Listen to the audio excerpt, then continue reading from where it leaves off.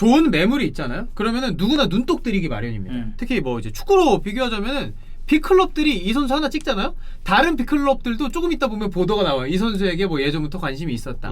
저희가 오늘 이야기할 거는 맨체스터의 두 팀이 관심을 가졌는데 그 중에서 맨유의 픽을 받고 맨유의 유니폼을 입은 선수들에 대해서 이야기를 할 겁니다. 근데 공교롭게도 예.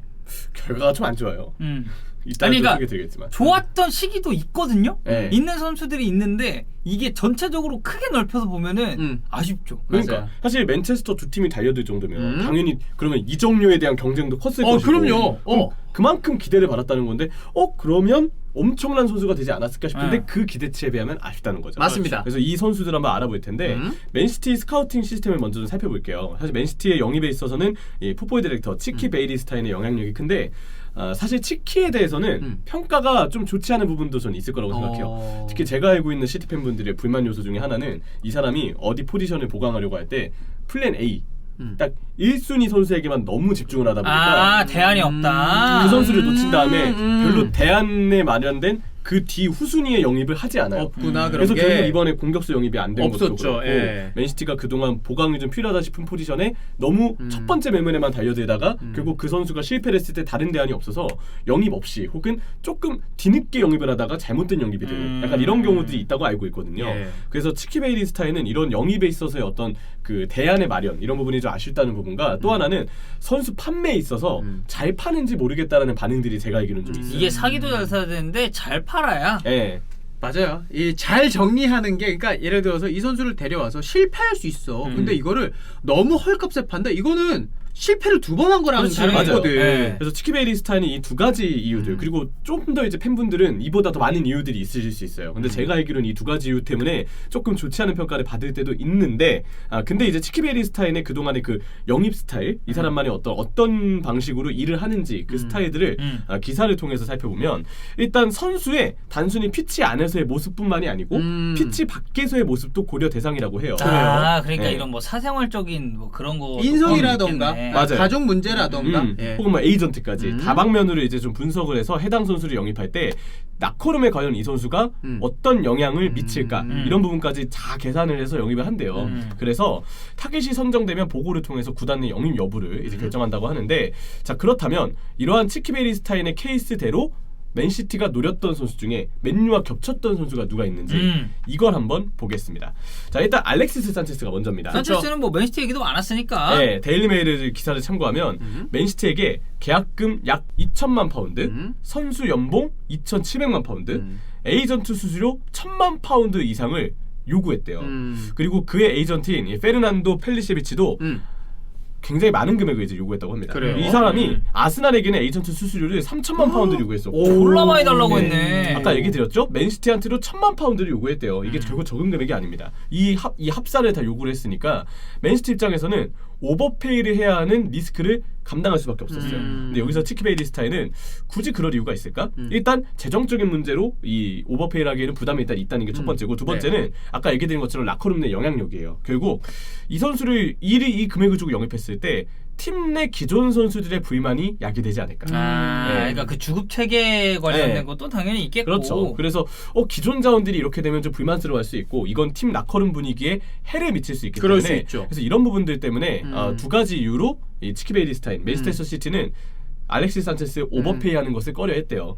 아마 산체스가 이때 곧 있으면 FA로 또 계약 만료가 아스날과 될 거기 때문에 네. 굳이 이적료를 많이 줄 이유도 없다. 이런 부분들도 맨시티로서는 판단의 이유가 될 수 있었겠죠. 그리고 추가 내용이 있네요. 아게로 선수 연봉보다 더 높은 금액을 산체스가 원했다고 하니까 그 주급이 정말 요구했던 수치가 굉장히 컸다라는 거죠. 아니 그럼 네. 잘못했으면은 이제 그게 그 밈이 그치. 맨시티 그 이거잖아요. 그 이렇게 공 이렇게 딱 깔고 앉아가지고 이거잖아. 그거랑 그 피아노 알죠? 입단할 때. 근데 피아노 네. 그거는 개멋있는 그거예요. 그쵸. 그거는 멋있는 거로 솔직히 유명한데. 이 이적료 대부분의 피아노 연주값을 쓰였다는 생각이 들어요. 그 얼마 전에 그 충주시청 유튜브 알아요? 네, 알죠. 그분 그 관리하시는 분이 축구 되게 좋아하시더라고. 그래요? 산체스 그 피아노 그거로 오. 글로리 하면서 아 그분 유튜브 너무 재밌어요. 네. 진짜 창의력 대망함. 그거 하셨던 기억이 있거든요. 그렇죠. 그러니까 산체스는 결국 그렇게 맨시티에게는 선택을 받지 못하고 오히려 라이벌 팀 맨체스터 맨유가 유나이티드. 픽을 하면서 데려오게 맞아요. 되는데요. 네. 그 결말은 피아노 연주가 되어 버렸습니다. 네. 그런 상황이었죠. 자 그리고 다음 선수 프레드. 프레드? 네, 프레드. 잘 따라하시네요. 프레드입니다. 챔피언스리그에서 이 선수가 맨체스터 시티를 상대로 좋은 경기력을 보여줬어요. 이제 샤흐타르 때죠. 맞아요. 그리고 이때만 하더라도 샤흐타르 출신의 브라질 선수들은 약간 믿고 쓴다 이런 느낌이 좀 있었죠. 그리고 이제 역시 음. 이미 똑같이 음. 브라질 국적의 음. 샤흐타르에서 맨체스터 시티로 넘어간 페르난지뉴 그렇지. 페르난지뉴. 페르난지뉴가 있었지. 그래서 이런 인연 때문에 이미 맨시티하고는 진작에 링크가 좀 많이 났었어요. 게다가 결정적으로 맨체스터 시티는 이제 중원의 야야 투레와 페르난지뉴 이 자원들이 서서히 나이가 들어가면서 대체해야 될 자원이 필요했던 시기였습니다.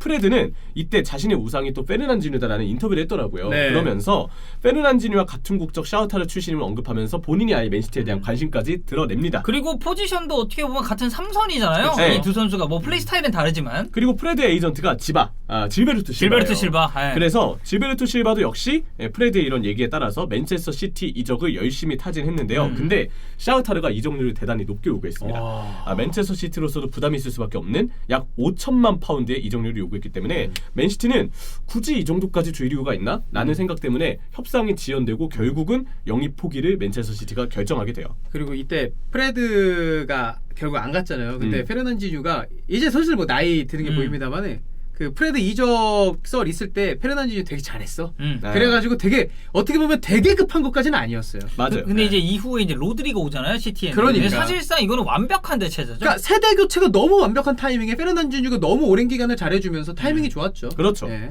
그래서 이 프레드는 결국 맨유로 가게 됩니다. 음. 그리고 맨유 첫 시즌 솔샤르 감독이 아니죠. 무리뉴 감독. 무리뉴 때. 기회를 영영 못 받고 애매한 모습을 보이고. 그러니까 프레드가 나왔을 때 괜찮았었던 타이밍도 분명히 있었어요. 솔샤르 감독 정식 감독 시즌 2019-20 시즌에 그때 체력적으로 많이 이 선수의 후연을 시키면서 프레드가 체력이 많이 올라오고 그 한 시즌은 그래도 꾸준히 좀 경기를 뛰고 괜찮게 활약을 했죠. 그 저희가 지금 오프레드라고 했잖아요. 그 종현이 형이 오프레드 이거 할 때는 프레드 사실 못 할 때야. 맞아요. 네. 2018-19 시즌, 2019년 초반쯤, 이 그때는 시즌의 초반쯤 나오면 완전 밈이었어. 이 맞아요. 프레드 프레드? 그거 자체가 그래. 채팅창 도배되잖아. 맞아요. 근데 그 프레드가 그래도 솔샤르 감독 때는 괜찮았으나 이마저도 시간이 지나면 지날수록 좀 단점이 좀 많이 보였죠. 만약에 이후에 프레드가 계속해서 괜찮았다면 지금 맨유의 삼성 문제를 상당 부분 해결해 줄 수 있었겠죠. 근데 이 선수는 그 사이즈의 문제, 결국은 체구가 작기 때문에 그리고 역시 공격 지역으로 올라갔을 때 전진을 했을 때 스탯을 쌓을 수 있다면 좋을 텐데 은근 스탯을 쌓는 부분에서 약점이 있어요. 맞아요. 그래서 그런 부분들 때문에 분명 괜찮은 자원이고 툴이 괜찮으나 프리미어리그에 어딘가 어중간함이 있다. 이런 생각이 좀 드는 선수입니다. 네. 다음 선수는 해리 맥과이어입니다. 맥과이어는 진짜 그 잉글랜드 국적이기 때문에 더더욱 맨시티랑 맨유가 크게 경쟁을 했던 선수였죠. 그리고 헐시티 레스터에서 뛸 때 괜찮았으니까 데일리메일의 이 보도를 참고했는데 벤산 콤파니의 대체자가 필요했던 펩과 맨시티입니다. 맨체스터 시티의 센터백 영입 리스트에 맥과이어는 탑 타깃이었다고 기사에서 소개가 되어 있더라고요.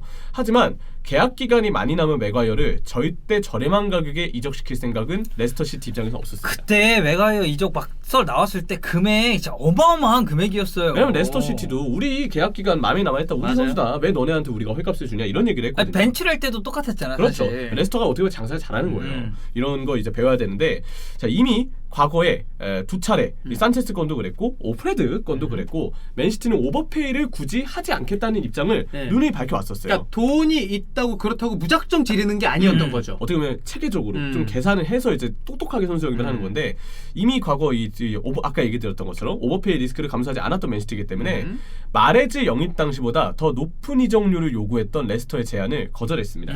마레즈는 6천만 파운드.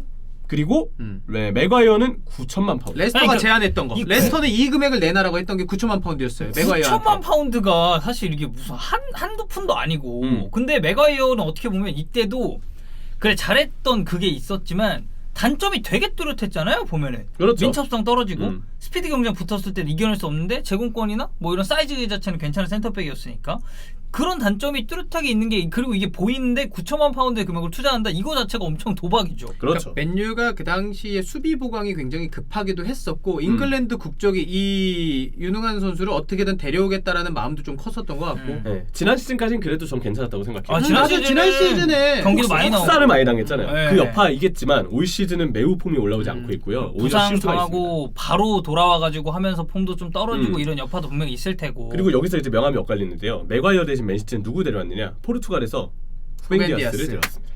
그러니까 지금 프레드 대신에 로드리 그리고 이제 맥과이어 대신 후벤 디아스 로드리랑 후벤 디아스 지금 맨시티 진짜 최고의 선수입니다. 이 그렇죠. 둘. 세계 최고의 선수들 중 한 명이죠. 그러니까. 근데 맥과이어와 프레드 세계 최고의 선수들이라고 할 수 있나요? 아 못하죠. 많이 부족하죠. 네, 어렵죠. 많이 네, 부족하죠. 많이 네. 그래서 그런 부분들 때문에 맨시티, 맨유의 동시 픽. 하지만 음. 맨시티의 선택을 받지 못한 자들 그리고 맨유의 선택을 받은 자들 이상하게 결말이 좀 안 좋다. 그것도 네. 다들 산체스, 프레드, 네. 맥과이어 그때 다 인기 있는 매물이어서 이거 되게 그렇지. 비쌌단 맞아요. 말이야. 산구 아스날의 산구는 대단했었고. 그럼요. 특히 이 종류가 좀 많이 들인 이 선수들 요즘 관심을 그만큼 더 많이 받은 거죠. 이 선수들의 경우는 이러한 좀 징크스의 결말이 나왔습니다. 네. 맞습니다. 뭐 지금이라도 프레드 맥과이어가 잘해주면 되죠. 네.